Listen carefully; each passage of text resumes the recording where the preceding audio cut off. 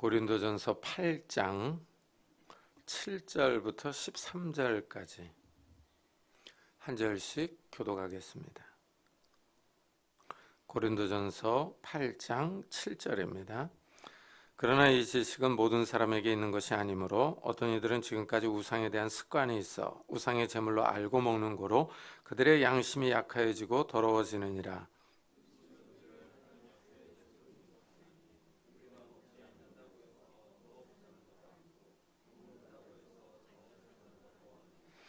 그런즉 너희의 자유가 믿음이 약한 자들에게 걸려 넘어지게 하는 것이 되지 않도록 조심하라.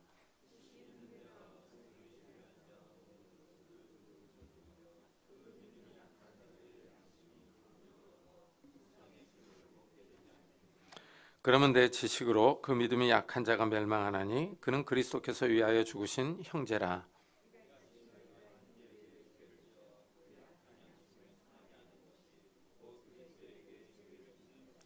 다 같이 그러므로 만일 음식이 내 형제를 실족하게 한다면 나는 영원히 고기를 먹지 아니하여 내 형제를 실족하지 않게 하리라. 아멘. 사람은 음식을 먹어야 합니다. 음식을 먹어야 에너지를 얻어서 활동할 수 있습니다. 먹지 않고 활동할 수 있다면 얼마나 좋겠습니까? 하지만 사람은 하루만 먹지 않아도 힘이 없습니다. 이틀이나 사흘 정도 지나면은 뼈가 쑤시고 아픕니다. 이 사람은 먹지 않고는 살 수가 없습니다. 이 먹는 문제가 아주 중요합니다. 그런데 이 먹는 것이 종교적인 이유로 제한이 있을 수 있습니다. 불교에서는 건강에 문제가 없으면 고기를 먹지 말라고 합니다. 채식 위주의 식단입니다. 채식 위주여도 절밥이 맛있다는 소문이 있기도 합니다. 이슬람은 돼지고기를 금하고 있습니다. 힌두교는 소고기를 먹지 않습니다. 이렇게 종교적인 이유로 인하여 먹지 않는 고기들이 있습니다. 유대교는 아주 심합니다. 구약을 보면 먹을 수 있는 짐승과 먹지 못하는 짐승이 있습니다. 정한 짐승은 먹을 수 있는 반면에 부정한 짐승은 먹을 수 없습니다. 소, 양, 염소는 먹을 수 있지만 돼지와 토끼, 사반 이런 거는 먹지 못합니다. 물고기는 지느러미와 비늘이 있는 고기는 먹을 수 있지만 지느러미와 비늘이 없는 고기는 먹을 수 없습니다. 우리나라 사람들은 삼겹살을 아주 좋아합니다. 그러나 유대인들은 먹을 수가 없습니다. 우리나라는 추어탕이나 장어도 잘 먹습니다. 그러나 유대인들은 먹지 않습니다. 우리가 맛있게 먹는 오삼불고기요. 참 이런 거는 유대인들은 더욱 먹을 수 없습니다. 이렇게 구약의 레위기와 신명기는 먹을 수 있는 짐승과 먹지 못하는 짐승을 명확하게 말하고 있습니다. 그렇다면은 이 기독교인들은 구약을 받아들이거든요. 이 구약을 받아들이는 기독교인들은 왜 이런 음식을 먹느냐 하는 질문이 생깁니다. 구약의 음식법이 무효화되었다는 사실은 고넬료 사건에서 알 수가 있습니다. 이 베드로가 욥바에 머물고 있었습니다. 하루는 지붕에서 기도하는데 하늘에서 큰 보자기 같은 것이 내려옵니다. 그 안에 4발 가진 짐승과 기는 것과 공중에 나는 것이 들어있습니다. 하늘에서 소리가 들려요. 베드로야, 일어나 잡아 먹어라. 그러자 베드로가 주여, 그럴 수 없습니다. 저는 깨끗하지 않은 짐승을 절대 먹지 않습니다. 하고 대답을 합니다. 그래서 하늘에서 2번째 소리가 들립니다. 하나님께서 깨끗하게 하신 것을 내가 속되다 하지 말라 하십니다. 이런 일이 3번이나 있었습니다. 베드로가 먹지 않은 이유는 부정한 짐승이며 기는 것이기 때문입니다. 이런 짐승은 레위기와 신명기에서 먹지 말라고 금하고 있습니다. 그러나 하나님은 베드로에게 먹으라고 하셨습니다. 하나님이 구약의 음식법이 무효화되었다는 것을 선언하신 겁니다. 하나님이 깨끗하게 하신 것을 사람이 더럽다고 부정하다고 말할 수 없습니다. 하나님은 이제 모든 음식은 자유롭게 먹을 수 있다고 하신 겁니다. 구약에서 먹을 수 없는 짐승으로 규정해 놓은 것이 이제 철폐된 겁니다. 이래서 신약의 성도들은 먹는 것에 제약을 받지 않습니다. 자유롭게 먹을 수 있습니다. 하지만 유대교는 신약을 받아들이지 않아요. 그들은 여전히 음식법을 지키고 있습니다. 이 기독교는 신약을 받아들입니다. 그러나 유대교는 이 신약을 받아들이지 않고 구약만 받아들입니다. 이래서 유대교는 구약, 기독교는 구약과 신약을 인정을 합니다. 근데 이 신약에서 하나님이 이런 음식법이 무효화되었다 하고 선언을 하는 거예요. 이래서 신약의 성도들은 돼지고기를 먹어도 아무런 상관이 없습니다. 그런데 이제 고린도 교회에 고기 먹는 문제가 대두가 된 거예요. 이 고기는 돼지고기냐 소고기냐 하는 문제가 아닙니다. 그러니까 이게 부정한 짐승이냐 깨끗한 짐승이냐 이런 문제가 아니에요. 시장에서 팔리는 고기를 먹을 수 있느냐 없느냐 하는 겁니다. 왜냐하면 그 당시 이제 고린도 도시에서 이 고린도 도시가 섬기는 이방신이 있거든요. 이방신에게 이제 먼저 고기를 제물로 드립니다. 그 다음에 그 고기를 갖다가 시장에다 내다 파는 거예요. 그러니까 우상 제물로 바쳐진 고기인데 성도들이 먹을 수 있겠느냐 하는 문제가 나온 겁니다. 이래서 이제 우상 제물이었기 때문에 먹지 않겠다는 사람들이 나온 거예요. 여기에 대해서 사도 바울은 일단 우상은 아무것도 아니라고 선언합니다.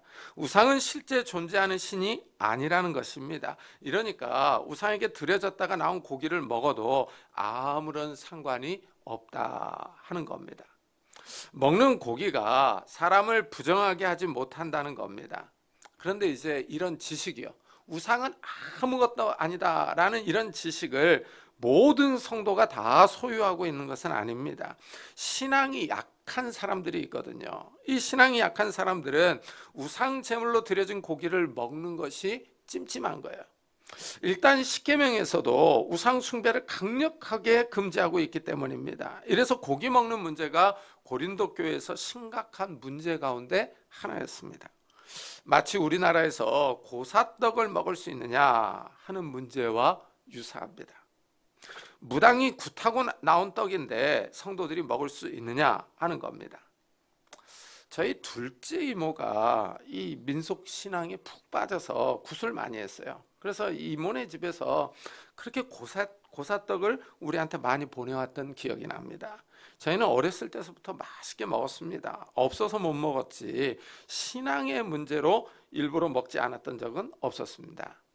이 바울은 우상은 아무것도 아니다 하고 가르칩니다. 실제 존재하지 않는 신입니다. 따라서 먹는 음식은 아무런 문제가 없습니다. 하지만 문제는 신앙이 약한 사람들이에요. 이런 지식을 모든 사람이 소유한 것은 아닙니다. 신앙이 약한 사람들, 처음 믿는 사람들은 이런 고기를 먹었다고 양심이 약해집니다. 부정해지는 것 같고 죄를 지은 것 같습니다. 여기에 대해서 이제 사도 바울이 이렇게 얘기를 해요.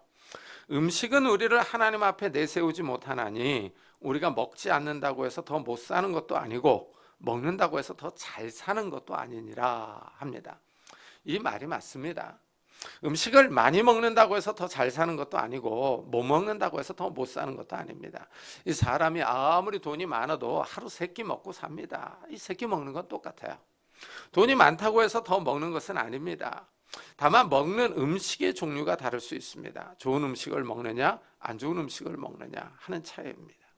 하지만 이게 맛은 또 다르겠죠. 그래서 좋은 음식이라고 해서 다 맛있는 건 아닙니다.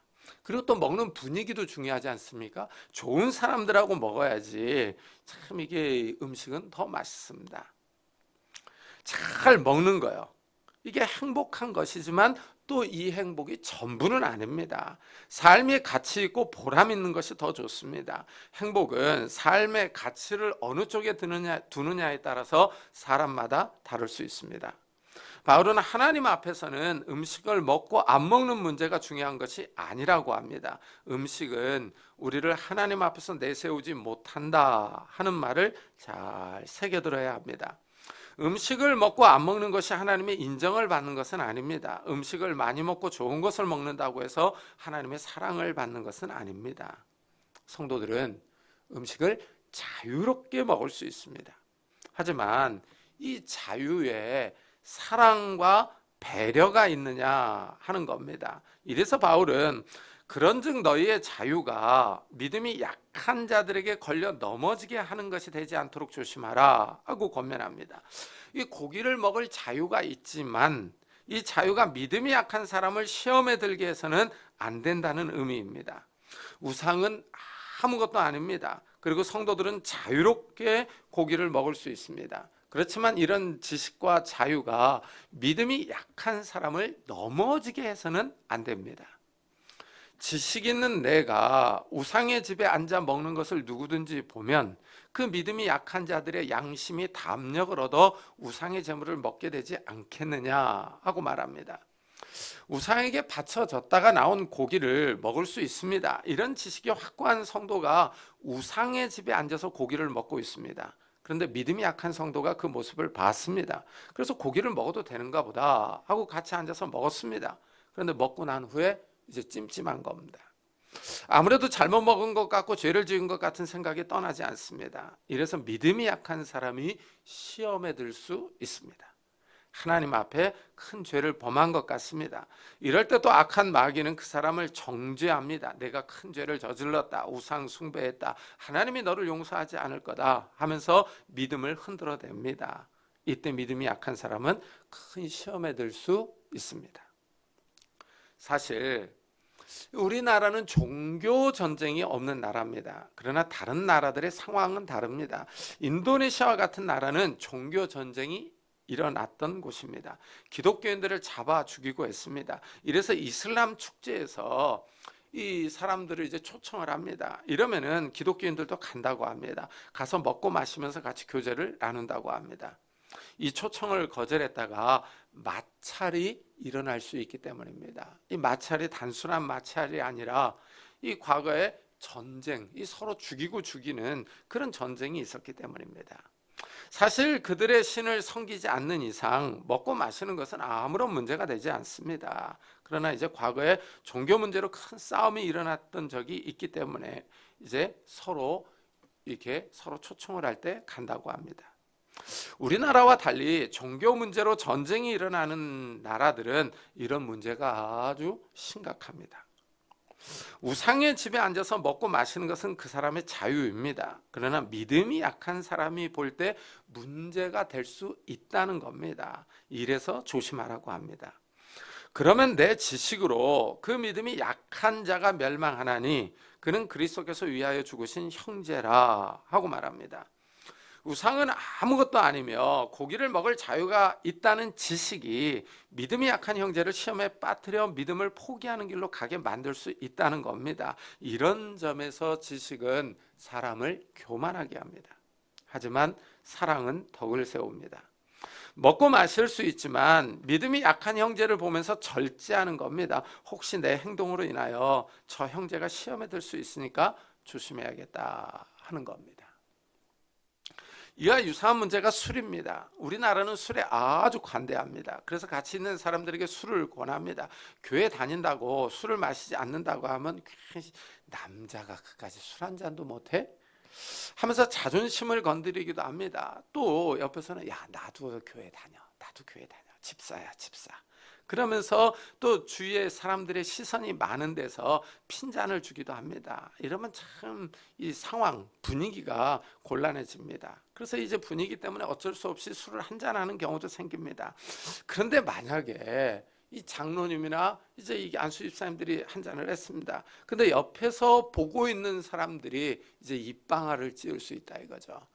아이고 교회 장로라면서, 아이고 안수 집사라면서 하면서 이제 입방아를 찢습니다. 그리고 또 이제 이 막 교회를 다녔던 사람들도 아이 술 마셔도 되나? 이런 생각이 들기도 하는 거죠. 이렇게 이 신앙이 약한 사람이 보고 시험에 들 수도 있다는 겁니다. 사도 바울은 지식으로 교만하게 행동하지 말고 사랑으로 행동하라고 합니다. 이같이 너희가 형제에게 죄를 지어 그 약한 양심을 상하게 하는 것이 곧 그리스도에게 죄를 짓는 것이니라. 이 고기를 먹는 건 자유입니다. 그러나 그 행위로 인하여 다른 형제가 죄를 짓는 것은 죄라고 말합니다. 사랑으로 행하지 않았기 때문입니다.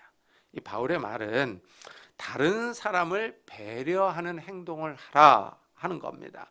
믿음이 약한 형제를 생각해서 자기 자유를 절제하라는 것입니다. 이런 배려가 바로 사랑입니다.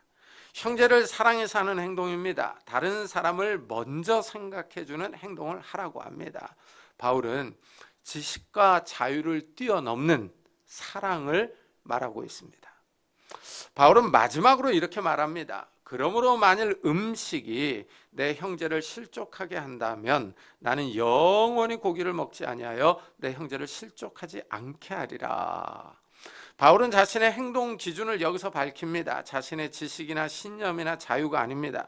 이 모든 것은 사랑을 위해서 절제하며 규제하겠다고 말합니다. 바울은 먹는 문제까지 절제하겠다고 나섭니다. 사실 사람에게 먹는 즐거움이 얼마나 큽니까? 특히 고기 먹는 것은 정말 큰 즐거움입니다. 고기가 얼마나 맛있습니까? 그런데 이 고기를 먹지 않겠다고 말합니다. 바울의 삶의 원리가 여기서 나오고 있습니다. 자신의 모든 것을 다 희생해서라도 다른 형제를 넘어지게 하지 않겠다는 겁니다. 바울이 다른 형제를 얼마나 사랑하는지를 알 수 있습니다. 어떻습니까? 우리 성도님들은 바울의 이런 말을 들으면서 어떻게 생각합니까? 혹시 바울이 유난 떤다는 생각이 드십니까? 너무 심한 거 아니냐 이런 생각이 드십니까? 바울은 아주 심할 정도로 다른 형제를 생각합니다. 그만큼 형제의 사랑이 넘쳤습니다. 형제가 신앙생활을 잘해서 하나님 나라에 들어가기를 바라는 겁니다. 자신의 삶을 희생해서라도 형제 구원에 힘쓰는 겁니다. 이런 바울에 비하면 우리는 좀 이기적이지 않습니까? 조금도 손해를 보려고 하지 않기 때문입니다. 내 자유가 침해를 당하고 내 체면이 손상되면 우리는 성질을 내고 짜증을 부립니다. 다른 사람을 위해서 희생하려고 하지 않습니다. 예수를 믿고 구원받았지만 여전히 우리 안에는 이기적인 마음이 도사리고 있습니다. 내 시간이나 내 체면, 내 명예를 손상하는 일들이 발생하면 조금도 양보하려고 하지 않습니다. 변화되지 않는 우리의 모습이기도 합니다. 그런데 신기한 사실은 예수를 그렇게 오래 믿었어도 잘 성화가 안 되는 사람들이 많습니다. 그래서 우리 한국 기독교는 야곱과 같은 사람들이 많습니다. 변하지 않아도 너무 변하지 않습니다. 교회에서는 목사, 장로, 권사, 안수집사라는 직분 때문에 아주 마음이 너그러운 것 같습니다. 그러나 회사에 가면은 아주 짠돌이에다가 좁쌀 같은 마음을 가지고 생활하는 분들이 많습니다. 손해를 볼 것 같으면 조금도 양보하지 않고 싸움닭으로 변하는 성도들이 많습니다. 바울이 이렇게 자신을 희생하려고 하는 이유가 무엇입니까? 하나님이 자신을 사랑해서 구원해 주셨기 때문입니다. 하나님의 사랑을 입었기 때문에 이런 하나님의 사랑을 베풀려고 노력하는 겁니다. 다른 형제가 시험에 들지 않도록 그 맛있는 고기까지 먹지 않으려고 합니다. 다른 형제를 사랑하며 하나님의 사랑을 전하려고 하는 겁니다. 우리는 하나님이 우리를 먼저 사랑하셨다는 사실을 잊지 말아야 합니다. 하나님이 나를 사랑하셔서 내가 구원받았습니다. 이 큰 은혜를 거저받았으니 우리도 다른 사람을 사랑하면서 살아야 합니다. 다른 사람의 양심과 신앙을 위해서 내 것을 희생할 줄 아는 성도가 되어야 합니다. 나에게 큰 즐거움을 주는 것들이요. 나에게 큰 즐거움을 주는 것들을 절제할 정도로 좀 그것을 끊어버릴 정도로 다른 형제를 사랑하는 성도님들이 되시기를 예수 그리스도의 이름으로 축복합니다.